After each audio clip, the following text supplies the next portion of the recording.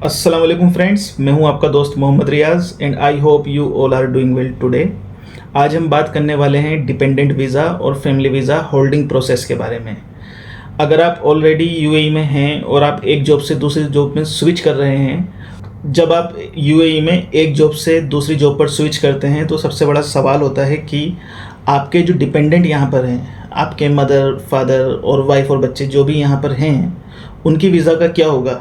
क्योंकि जब आप एक जॉब से दूसरी जॉब में स्विच करते हैं तो फिर आपकी जो पहली कंपनी की वीज़ा है वो कैंसिल हो जाती है। उस वीज़ा के कैंसिल होने का मतलब है कि आपके जितने भी डिपेंडेंट हैं उनकी वीज़ा भी ऑटोमेटिकली कैंसिल हो जाएगी। तो इस केस में अगर आपने अपने डिपेंडेंट की वीज़ा रिसेंटली अप्लाई कराई है तो फिर उसमें आपका बहुत ज़्यादा पैसा लॉस हो सकता है, खर्चा हो सकता है। तो अगर आपने अपने डिपेंडेंट की वीज़ा रिसेंटली अप्लाई कराई है और इसके बाद आप जॉब स्विच करते हैं तो फिर आपने मेक श्योर करना है कि जॉब स्विच करने से पहले आप आमिर सेंटर जाकर अपने डिपेंडेंट की वीज़ा को होल्ड करा दें। एंड अगर आप ऐसा नहीं कराते हैं तो आपके डिपेंडेंट की वीज़ा भी आपकी वीज़ा के साथ साथ कैंसिल हो जाती है। फिर जब आप न्यू कंपनी में आपकी वीज़ा बनता है तो फिर वो सिर्फ आप ही का बनता है, आपके जो डिपेंडेंट है उनका वीज़ा कैंसिल रहता है।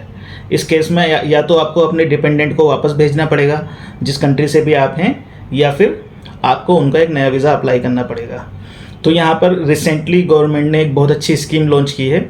That scheme is that now everybody can hold dependent visa by depositing some amount in Amer centre. तो आपको कुछ भी नहीं करना है इस केस में।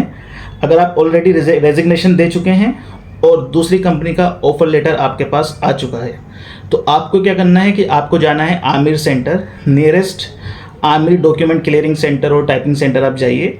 वहाँ पर जाने के बाद आपको अपना एमिरेट्स आईडी प्लस जिस कंपनी ने आपको ऑफर लेटर दिया है वो ऑफर लेटर, आपका ईमेल आईडी और आपका बैंक IBAN नंबर देना है वहाँ पर आपको। जब आप ये डिटेल्स वहाँ पर देते हैं तो वो आपके फाइल नंबर से सिस्टम में आपके डिपेंडेंट की वीज़ा होल्ड कर देते हैं और फिर उस वीज़ा को होल्ड करने के बाद वो आपसे एक सिक्योरिटी अमाउंट और कुछ सर्विस चार्ज मांगते हैं जो आपको वहाँ देना होता है। सिक्योरिटी अमाउंट आपको वापस मिल जाता है और सर्विस चार्ज वो नॉन रिफंडेबल होता है।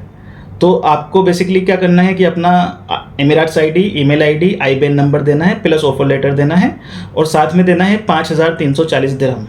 ये उस केस में है जब आपके साथ आपकी वाइफ और आपका एक बेटी या बेटा या 2 बच्चे जैसे भी यहाँ पर रहते हैं, तो इस केस में आपको 5340 दिरहम देना है।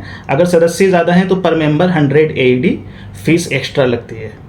और ये कभी भी month wise time to time little bit इसमें चेंजेस हो सकते हैं, ठीक है। तो ये फिक्स नहीं है but this will be near by two this amount only. तो रिसेंटली मैंने अपने डिपेंडेंट का वीज़ा होल्ड किया है और इसके लिए मैंने टोटल पे किया है 5340 दिरहम।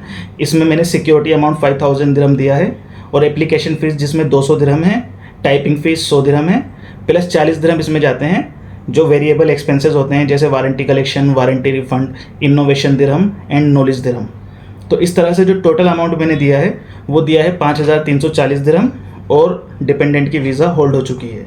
अब जैसे ही मुझे नई कंपनी से नई वीज़ा मिलेगी तो फिर मैं उस नई वीज़ा को लेकर फिर से आमिर सेंटर जाऊंगा and I will ask them to release hold from dependent visa. तो डिपेंडेंट वीज़ा फिर से फ्री हो जाएगी और उसके बाद वो मुझे वहाँ से मेरा सिक्योरिटी अमाउंट जो मैंने पहले बैंक का IBAN नंबर उन्हें दिया था वो उस IBAN नंबर के थ्रू मेरे अकाउंट में ऑटोमेटिकली रिफंड आ जाएगा।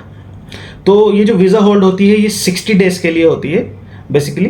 तो 60 डेज़ का आपके पास टाइम है वीज़ा होल्ड की एप्लीकेशन देने के बाद। 60 डेज़ के अंदर मेक श्योर कि आपकी पुरानी कंपनी से वीज़ा कैंसिल हो जाए और नई कंपनी में आपकी वीज़ा बन जाए, अदरवाइज़ आपको फिर ये एक्सटेंड कराना पड़ेगा, उसके चार्जेस एक्स्ट्रा लगते हैं, ठीक है। तो बेसिकली 2 बातों का आपको इसमें खास ध्यान रखना है। To apply you need to go to Amer centre before cancelling the visa from first company. तो you need to make sure, आपको बिल्कुल भी वेट नहीं करना है। जब आप रेजिग्नेशन दे चुके हैं, आपका नोटिस पीरियड का लास्ट दिन है, तो उस डेट को ही आपको आमिर सेंटर जाना है बिकॉज उसके बाद 1 वीक के अंदर आपकी वीज़ा कैंसिल आपकी हो जाएगी। तो आपके पास टाइम बिल्कुल नहीं होता है। तो नोटिस पीरियड का लास्ट दिन पूरा होते ही आप सीधा नेक्स्ट डे आप आमिर सेंटर जाइए और वहाँ पे जाकर अपनी वीज़ा होल्ड करा दीजिए, ठीक है।